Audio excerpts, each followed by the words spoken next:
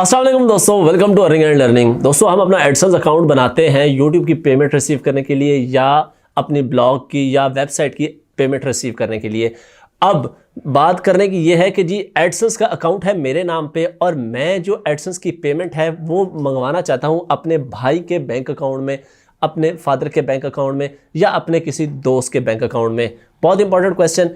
एक और important question जो आप लोगों का था, इस तरह के मजे के क्वेश्चन किया करें ताकि उनको आंसर करने का भी मजा आए। दूसरा इंपॉर्टेंट क्वेश्चन क्या था कि क्या हम अपनी यूट्यूब की पेमेंट या एडसेंस की पेमेंट हम जैज़ कैश, इजी पैसा या किसी माइक्रो फाइनेंस बैंक के अंदर मंगवा सकते हैं। तो आपके दोनों क्वेश्चंस का आंसर आज की इस वीडियो में इंशाल्लाह मैं आप लोगों को आज की वीडियो में क्लियर आउट कर दूंगा कि क्या आप लोग पेमेंट मंगवा सकते हैं किसी और के अकाउंट में, और इसके साथ साथ क्या आप लोग जैज़ कैश, इसी पैसा या किसी माइक्रो फाइनेंस बैंक के अंदर अपनी पेमेंट मंगवा सकते हैं। तो वीडियो को लाइक कर दें, फर्स्ट टाइम चैनल पे तो सब्सक्राइब करके बेल नोटिफिकेशन ऑन कर दें ताकि इस तरह की इन्फॉर्मेशन आप लोगों तक टाइम टू टाइम पहुंचती रहे।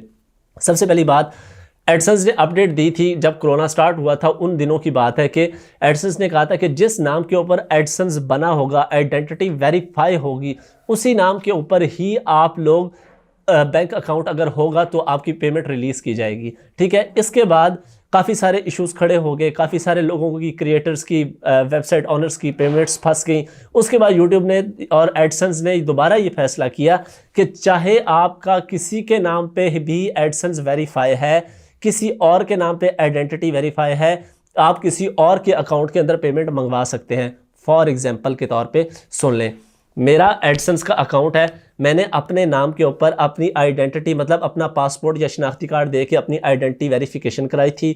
मेरा एडसेंस है शफीकुल हसन के नाम पे है, जो मैंने टैक्स इन्फॉर्मेशन सारी भरी है वो भी शफीकुल हसन के नाम पे है। अब जब पेमेंट की बारी आएगी तो मैं अपने भाई का बैंक अकाउंट दे सकता हूँ। ज़ाहिर है बैंक अकाउंट ऑनर का नेम वहाँ पे देना पड़ता है, तो मैं अपने भाई का बैंक अकाउंट दे सकता हूँ, अपने फादर का दे सकता हूँ, अपने दोस्त का दे सकता हूँ। No issue, no problem. एक बात इसमें दिमाग में रखने वाली है कि आप लोग जिसका नाम भी देंगे या जिसका बैंक अकाउंट भी देंगे, जब एफबीआर के थ्रू अगर कोई एक्शन होता है, टैक्स इनकम टैक्स वालों की तरफ से अगर कोई एक्शन होता है तो वो उसी बंदे के ऊपर होगा जिसका आपने अकाउंट नंबर दिया हुआ था। फॉर एग्जांपल मैंने अपने भाई का अकाउंट नंबर दिया हुआ था और एक बल्क में पेमेंट आ जाती है, 15, 20, 25 लाख की पेमेंट आ जाती है कोई, तो मुझसे कोई पूछपरछ नहीं होगी एफबीआर वालों की या इनकम टैक्स वालों की। जिसके अकाउंट में आया है उसको पकड़ेंगे। तो ये वाला पॉइंट अपने जहन में रख के ज़रा ध्यान से रहिएगा। उसके अलावा आप लोग अकाउंट किसी का भी दे सकते हैं। दूसरा इंपॉर्टेंट क्वेश्चन, क्या हम अपनी यूट्यूब की पेमेंट या एडसेंस की पेमेंट जैज़ कैश, इजी पैसा या किसी माइक्रो फाइनेंस बैंक में मंगवा सकते हैं? पहली बात, जैज़ कैश, इजी पैसा ये मोबाइल बैंक अकाउंट्स हैं। ठीक है। अगर इनका कोई आउटलेट भी है, एटीएम भी है जैज़ कैश का, तो आप डेबिट कार्ड भी आ गया। लेकिन इसका प्रॉब्लम यह है कि जब आप लोग पेमेंट मेथड देते हैं ना मेरी जान, तो उस वक्त आप लोगों को बैंक का नंबर, सिंपल नंबर नहीं देना पड़ता बल्कि IBAN नंबर देना पड़ता है, जो आपकी चेक बुक के ऊपर लिखा होता है, PK से स्टार्ट होता है। IBAN का मतलब होता है इंटरनेशनल बैंक अकाउंट नंबर। अब जैज़ कैश या इजी पैसा का तो इंटरनेशनल बैंक अकाउंट नंबर ही नहीं होता। यहाँ से हट के दूसरे की बात की जाए, माइक्रो फाइनेंस बैंक्स की बात की जाए या NRSP वगैरह वगैरह जो छोटे बैंक्स हैं उनकी बात की जाए कि क्या हम उनके अकाउंट में मंगवा सकते हैं। उनकी चेकबुक के ऊपर तो IBAN नंबर भी होता है। तो अब इस काम के लिए आपको अपने बैंक से रब्ता करना पड़ेगा और उनसे पूछना पड़ेगा कि क्या आपके बैंक का स्विफ्ट कोड है, क्योंकि जब पेमेंट डिटेल्स देनी पड़ती हैं एडसेंस के अंदर तो आप लोगों को स्विफ्ट कोड भी बैंक का एंटर करना पड़ता है। और दुनिया के हर बैंक का जो स्विफ्ट कोड होता है वो यूनिक होता है, ब्रांच का यूनिक नहीं होता, बैंक का यूनिक होता है।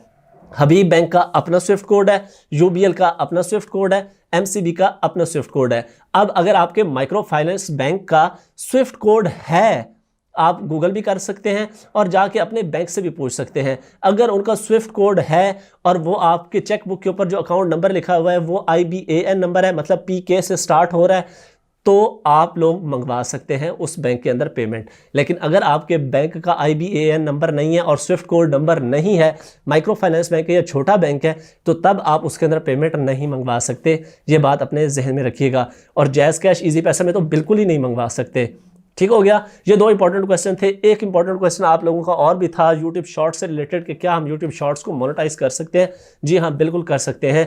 इसके लिए आप लोगों को मैं पूरा एक प्रोसेस, अगर आप लोग कहेंगे तो मैं आपको ट्यूटोरियल बना के दे दूंगा और उसके अंदर आप लोगों को पूरा समझाऊंगा कि आपने यूट्यूब शॉर्ट्स बनानी कैसे है और उनको मोनेटाइज कैसे करना है, और उसका आप लोग कस्टम थंबनेल भी रख सकते हैं।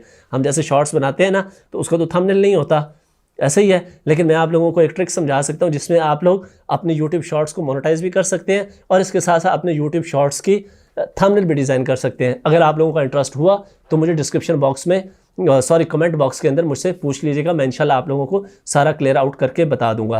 तो ये आप लोगों के 2 इंपॉर्टेंट क्वेश्चन थे जिसका जवाब देना ज़रूरी था, तो मैंने कहा आप लोगों के साथ शेयर कर लूँ। इस तरह के मजीद अगर आप लोगों के कुछ इंपॉर्टेंट सीरियस क्वेश्चंस प्रमोशन से हट के मेरा चैनल प्रमोट कर दें, इससे हट के अगर आप लोगों के कोई इंपॉर्टेंट क्वेश्चन है तो आज की वीडियो के नीचे कीजिएगा। इंशाल्लाह आपके जितने भी प्रॉब्लम्स हैं उनको हम रिजॉल्व और सॉर्ट आउट करेंगे। तो मिलते हैं नेक्स्ट वीडियो में। अपना ख्याल रखिएगा, दुआ में याद रखिएगा। अल्लाह हाफिज़। पाकिस्तान जिंदाबाद।